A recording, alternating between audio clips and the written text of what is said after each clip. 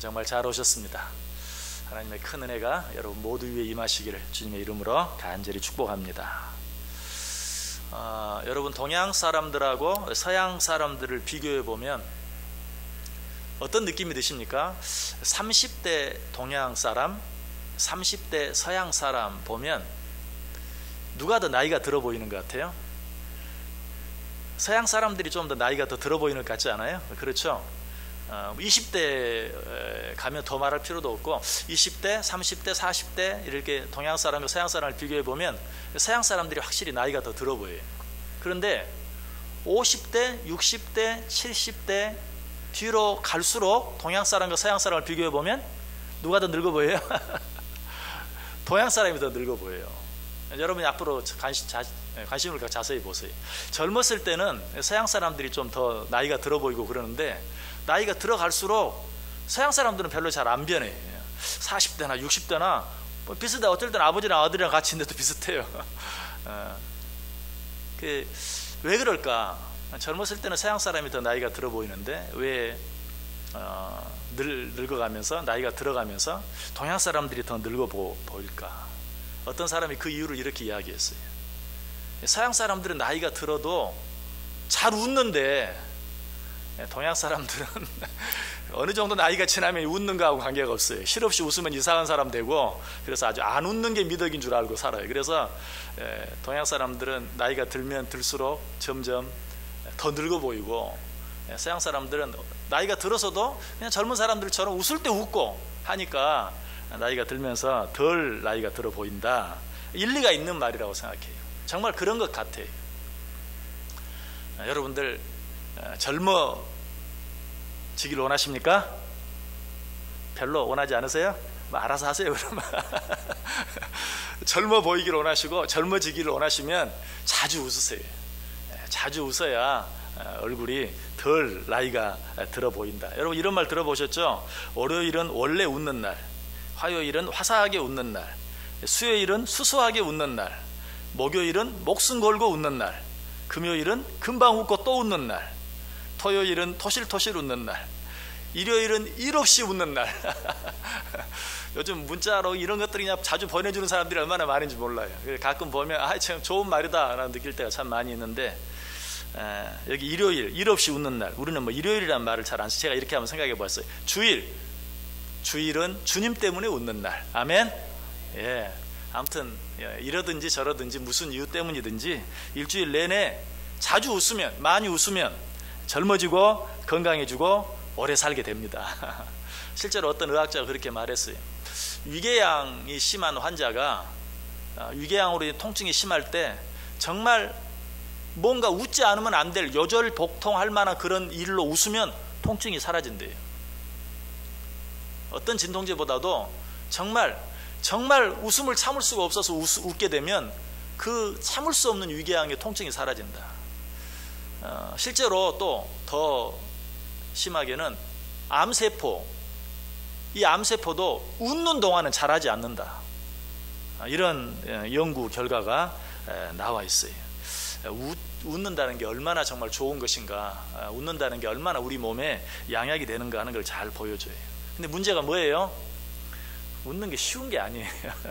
웃으려고 하는데도 참 웃는 게 쉽지 않다는 거예요. 억지로 그냥 한 두세 번만 웃으면 막 어때요? 여기 쥐가 나요. 여기 쥐가 나요. 웃는 게 참 쉽지가 않아요. 또 뭐 웃을 일이 있으면 또 웃죠. 근데 그렇게 웃을 일이 또 많지도 않아요. 그러니까 웃고 살고 싶지만 웃고 사는 것이 쉽지 않다. 어떻게 하면 더 많이 웃고 살 수 있을까? 어떻게 하면 더 자주 웃고 살 수 있을까? 오늘 본문에 그 비결이 나와요. 57절 58절 보시면 엘리사벳이 해산할 기한이 차서 아들을 낳으니 이웃과 친족이 주께서 그를 크게 긍휼히 여기심을 듣고 함께 즐거워하더라. 엘리사벳이 지금 아들을 낳았어요. 오랫동안 아이를 갖지 못한 엘리사벳이 아들을 낳은 거예요. 얼마나 기뻤겠어요. 엘리사벳 그 남편 사가랴가 얼마나 기뻤겠어요. 근데 그들이 기뻐하는 것은 당연하고 누가? 이웃과 친족이 함께 즐거워했다라고 말하고 있는 것이 바로 이것입니다. 아유 좋은 일이 많이 있으면 웃죠. 근데 뭐 좋은 일이 없어요. 웃을 만한 일이 있으면 웃는데 웃을 만한 일이 없어요. 그래요. 사람은 누구나 그렇게 뭐 웃을 만한 일이 하루에도 막 서너 번씩 생기는 거 아니에요. 그렇죠? 좋은 일이 하루에 서너 번 생기지 않잖아요. 하루에 한 번씩만 생겨도 정말 좋죠. 근데 사실 그렇지 못할 때도 많아요. 그런데 어떻게 날마다 웃으며 살 수 있는가? 남의 기쁨을 내 기쁨처럼 생각하고 좋아할 때만 적어도 매일매일 한 번 이상씩 웃으며 살 수 있는 거예요. 이 세상 사람 가운데 아무리 좋은 일이 많아도 날마다 좋은 일이 끊이지 않고 생기는 사람은 없어요.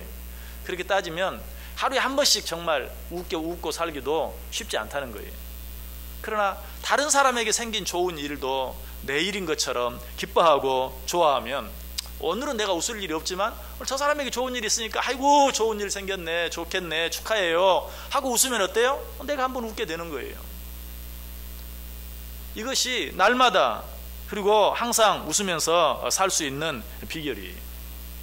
저는 데살로니가전서 5장 16절 말씀 가지고 한번 진짜 고민해 본 적이 있어요. 데살로니가전서 5장 16절. 여러분 무슨 말씀이죠?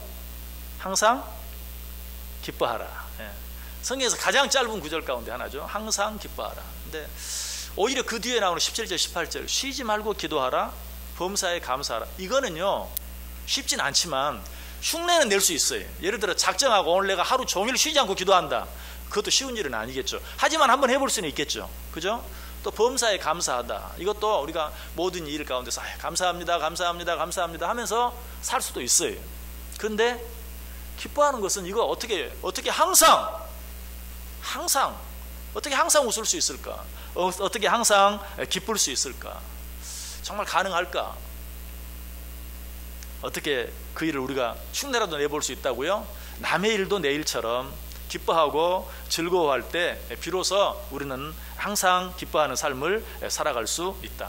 이런 면에서 우리가 쉬운 말로 교회 다닌다, 교회 다니는 사람 되었다, 그리스도인이 되었다. 이게 참 축복이에요. 자, 오늘 수요일만 이날만 해도 50명, 60명 이렇게 함께 자리에 있잖아요. 주일날은 어때요? 200~300명이 함께 있어요. 우리는 그 200~300명이라는 그 공동체 안에 있어요. 자, 300명 되는 사람이 1년에 한 번 좋은 일이 있을까요? 없을까요? 1년에 한 번 좋은 일이 있을까요? 없을까요? 아무리 없어도 있겠죠. 그죠? 그러면 300번 아니에요. 1년 365일인데 정말 우리 교회에 있는 성도들에게 내가 관심을 갖고 서로 안부를 물으면서 기도 제목을 물으면서 살기만 한다면 매일매일 한두 가지씩 좋은 일은 있을까요? 없을까요? 있어요. 아이고 좋겠네, 축하해요, 정말 잘 됐어요, 내일처럼 기뻐해 주면 매일매일 기뻐하면서 살 수 있어요. 그런 사람들은 얼굴에 주름이 하나도 없어질지어다. 그렇게 될 거예요. 정말 남의 일을 내일처럼 기뻐하고 즐거워하며 살면 정말 하루하루 1년 365일 기뻐하며 살 수 있어요.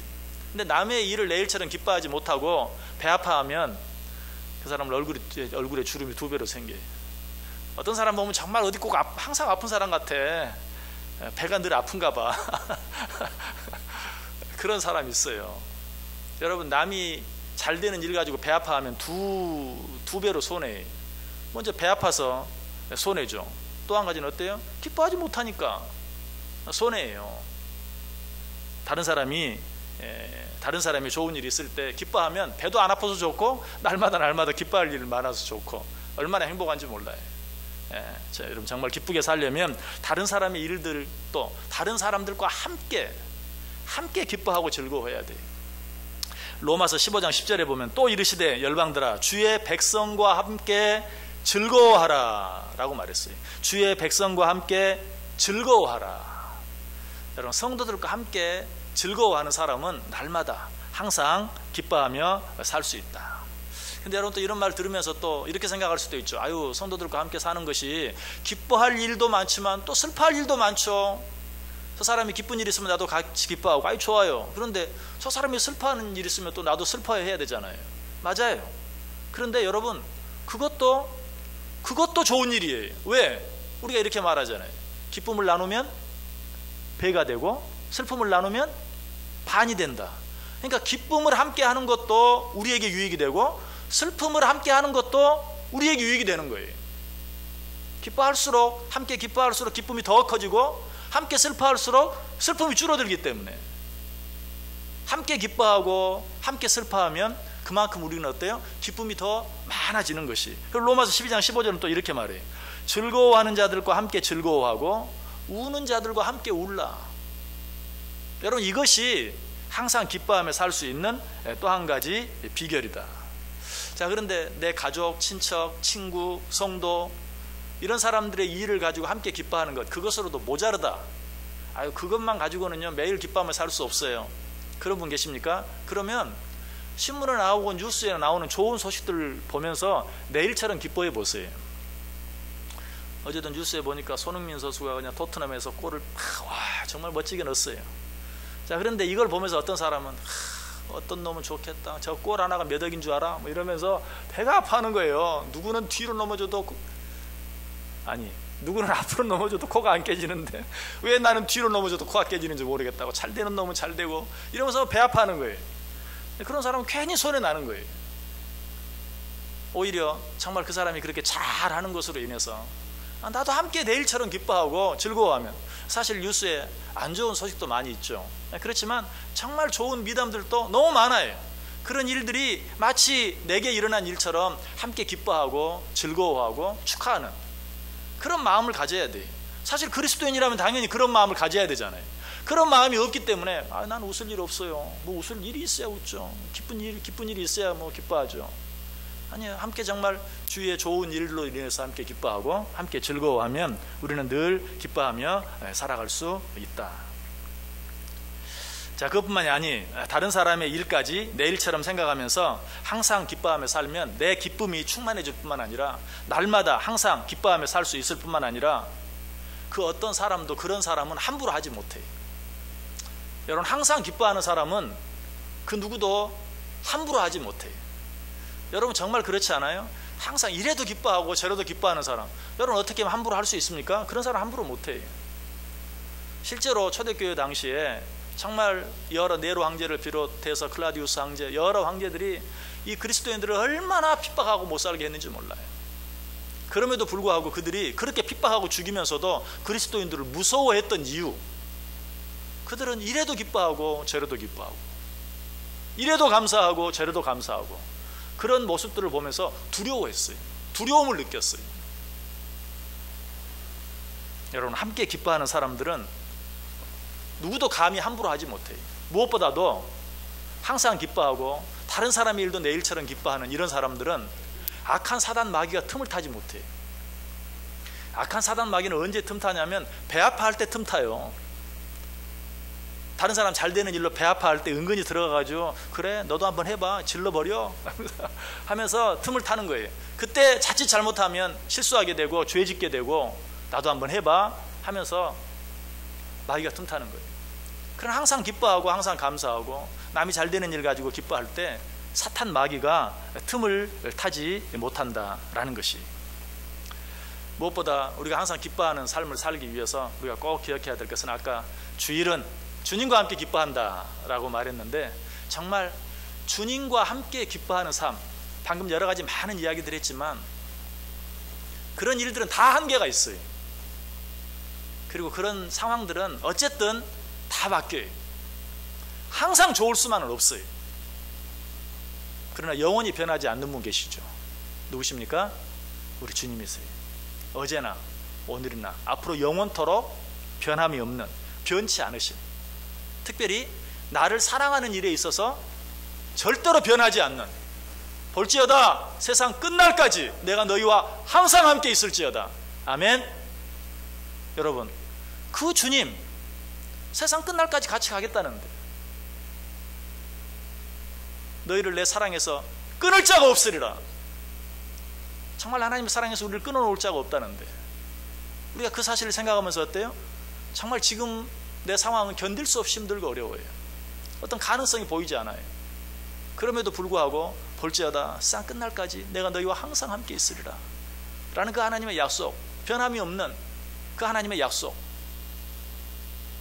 이 세상 그 어떤 것도 우리를 하나님의 사랑에서 끊어놓을 수 있는 존재가 없다는 그 약속의 말씀 붙잡고 기뻐할 때 우리는 비로소 항상 기뻐하며 살 수 있다. 자, 오늘 본문에서 엘리사벳이 아들을 낳은 것을 인하여 그 가족과 친족이 함께 즐거워했다.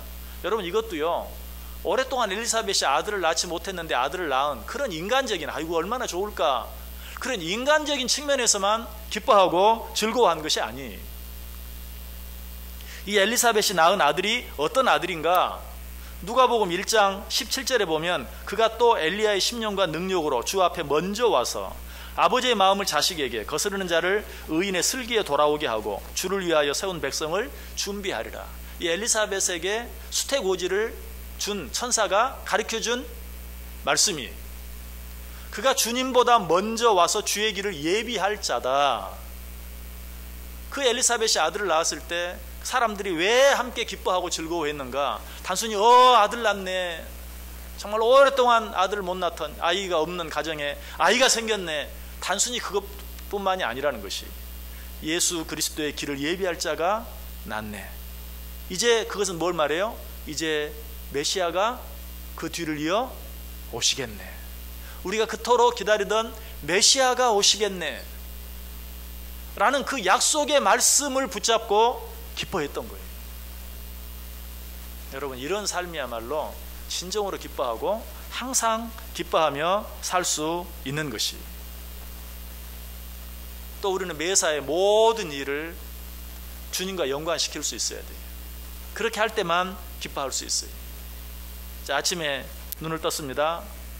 그때도 오늘 아침 정말 이 세상 그 누구도 살아보지 아니한 새로운 날을 오늘 나에게 허락해 주시니 감사합니다.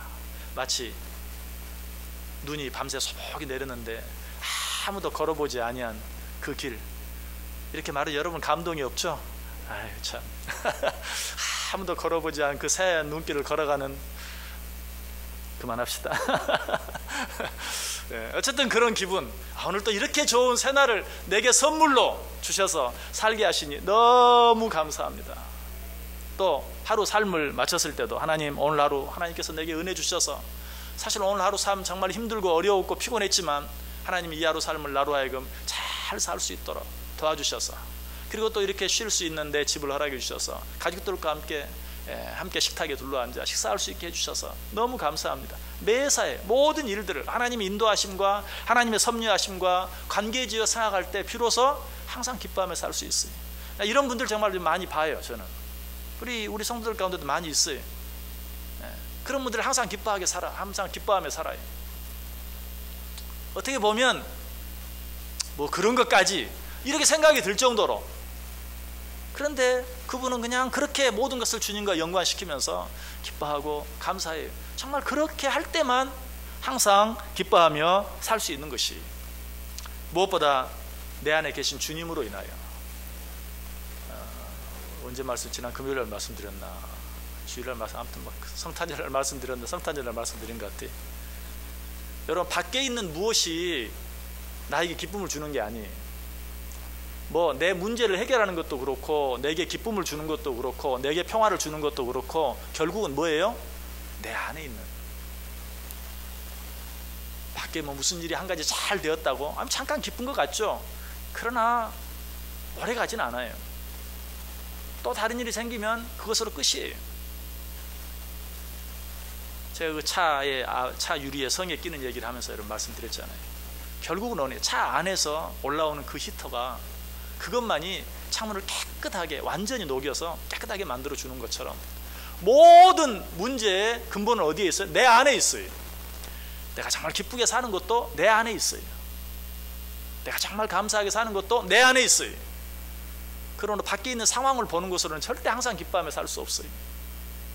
내 안에 변함없이 계시는 누구? 우리 주 예수 그리스도, 우리 주님. 그 주님과 함께 기뻐할 때, 어쩔 때는 너무 힘들고 어려운 상황이 있지만 그 상황을 보지 아니하고 내 안에 계시는 주님, 변함없이 내 안에 계시는, 지금도 내 안에 계시는, 그래 지금도 나와 함께 하시는 그 주님을 생각하고 바라볼 때만 항상 기뻐하며 살아갈 수 있다. 무엇보다도 내 안에 계신 주님으로 인해서 항상 하나님께 감사하고 그리고 그를 찬양해 보세요. 오늘 본문 뒤에 나오는 67절 이하에 보면 엘리사벳의 남편 사가랴가 그렇게 하고 있는 것을 보게 돼요. 우리 한번 그 찬양 한번 같이 한번 볼까요? 자, 오늘 본문 뒤에 67절부터 79절까지 67절부터 79절까지 한 절씩 교독합니다. 제가 먼저 67절 읽습니다. 그 붙인 사가랴가 성령의 충만함을 받아 예언하여 이르되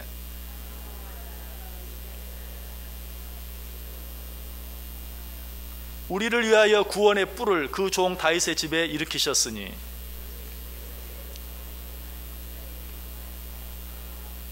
우리 원수에게서와 우리를 미워하는 모든 자의 손에서 구원하시는 이르라. 곧 우리 조상 아브라함에게 하신 맹세라. 종신토록 주의 앞에서 성결과 의로 두려움이 없이 섬기게 하리라 하셨도다.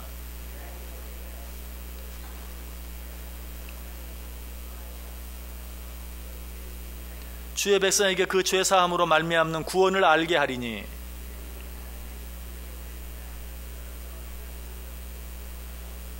같이 읽습니다. 어둠과 죽음의 그늘에 앉은 자에게 비치고 우리 발을 평강의 길로 인도하시리로다 하니라. 아멘.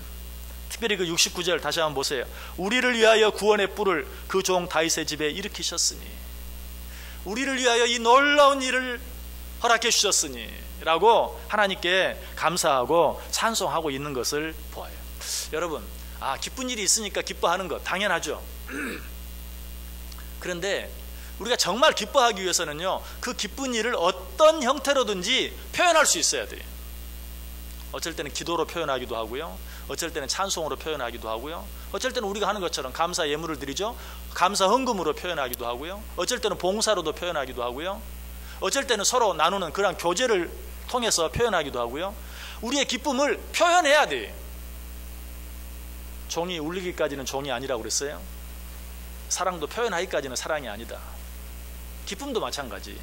기쁨도 표현하기까지는 진정한 기쁨이 아니에요. 내 안에 정말 막 기쁜 일이 있어요. 그런데 그냥 태어난 포커페이스 하면서 기뻐하지 않으면 그 진정한 기쁨이 안 돼요. 기쁨은 어떤 형태로든지 표현할 때, 특별히 하나님을 향해서 표현할 때 그 기쁨이 정말 배가 되고 진짜 기쁨이 되는 거예요. 그래서 우리는 여러 가지 방법으로 작은 기쁨이라도 표현할 때, 이 기쁨을 표현하는 것은 마치 눈덩이를 굴리는 것과 같아요. 조그만 눈덩이를 굴리면 막 불어나는 것처럼 기쁨을 표현하면 표현할수록 기쁨이 더 커지고 오랫동안 지속이 되는 것이. 그런데 이 기쁨을 가장 풍성하게 표현할 수 있는 방법이 뭔가? 여러분, 그것이 예배입니다. 예배. 여러분들 오늘 이제 수요 예배까지 오셨으니까 여러분 정말 귀한 분들이. 그래서 다른 모든 분들은 기쁨을 못 느낀다 할지라도 여러분은 기쁨을 느껴야 돼요.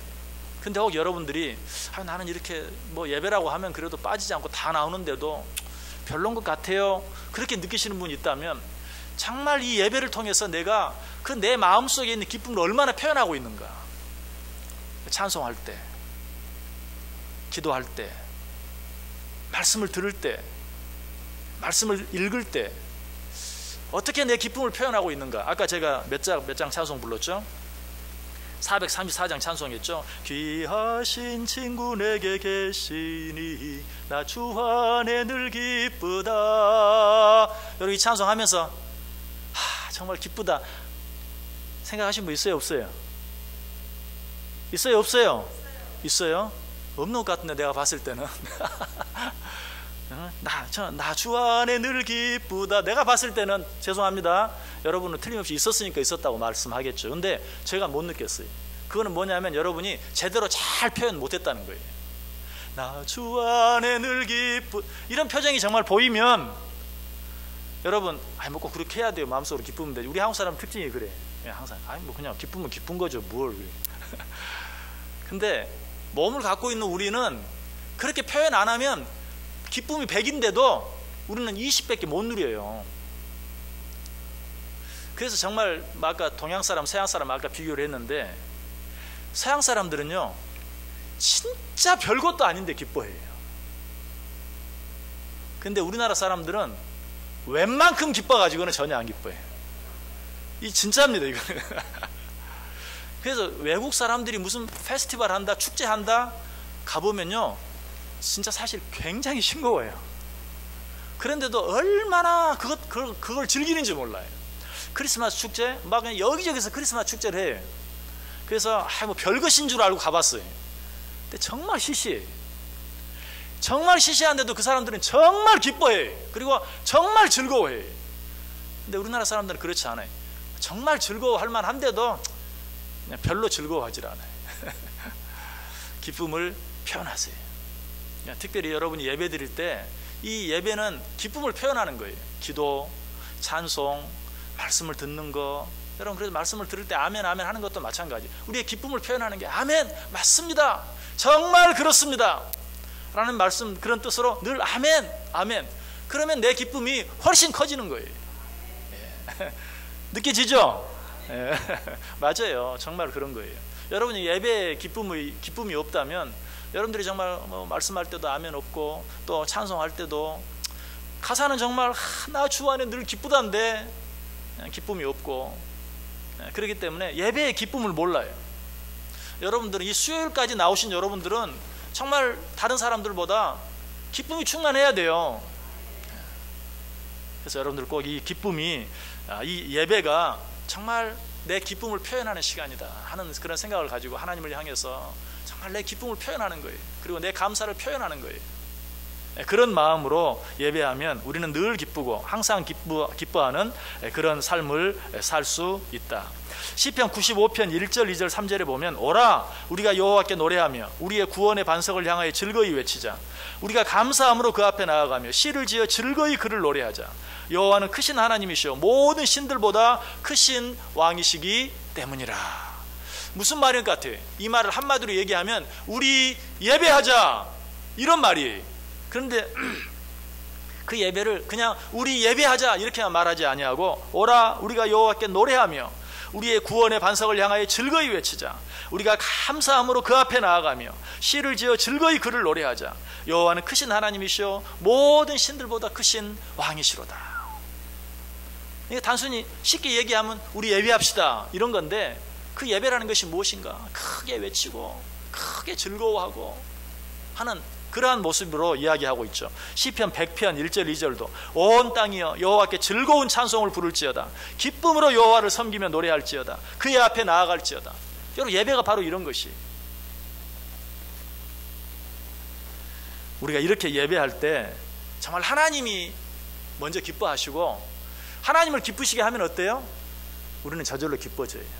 사실 우리가 인간의 삶도 마찬가지. 다른 사람을 기쁘게 해야 내가 기뻐지는 거예요.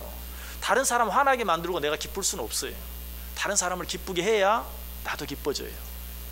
하나님은 말할 필요도 없어요. 하나님을 기쁘시게 하면 정말 나는 기뻐지는 것이. 그러므로 우리는 예배할 때마다 정말 하나님을 기쁘시게 하기 위해서 내가 더 많은 애를 쓰고 노력을 할 수 있어야 된다. 무엇보다 하나님의 말씀 앞에서 기뻐할 수 있어야 돼요. 여러분 가끔 TV 앞에서 그냥 혼자 막 기죽기죽 웃는 사람 보죠.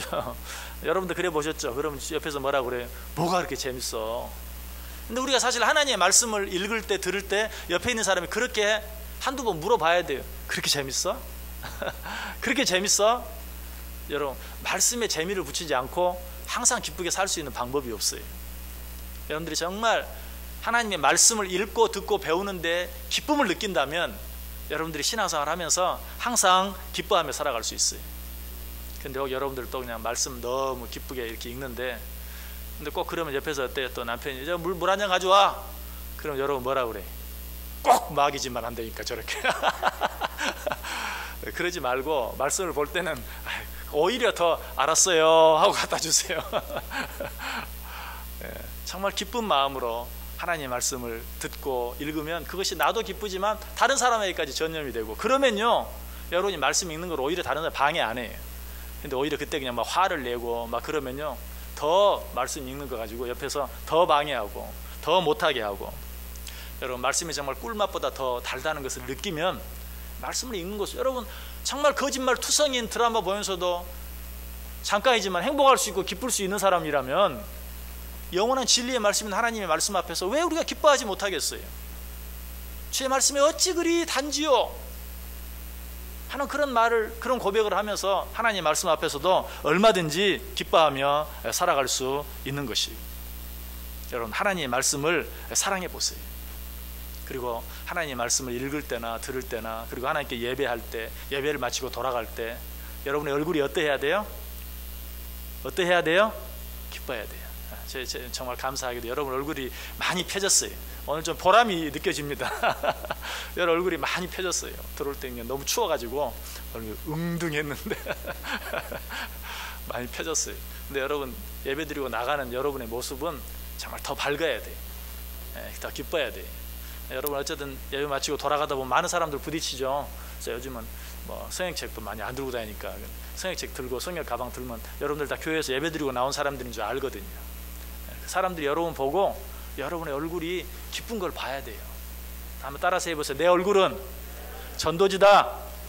내 얼굴은 전도지다. 내 얼굴이 전도지.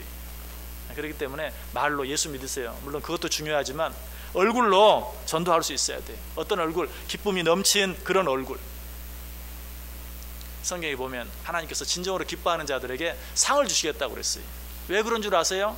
내가 기뻐하는 그것이 하나님께 기쁨이 되고 영광이 될 뿐만 아니라 내가 기뻐하는 그것이 전도가 되고 선교가 되기 때문에 기뻐하는 자들에게 큰 상을 주시겠다고 성경이 약속하고 있어요. 여러분 기뻐함으로 말미암아서 젊어지고 건강해지고 뿐만 아니라 정말 하나님께 영광 돌려드리고 전도하고 선교하는 복된 삶 사실 수 있기를 주님의 이름으로 간절히 축복합니다. 기도하겠습니다.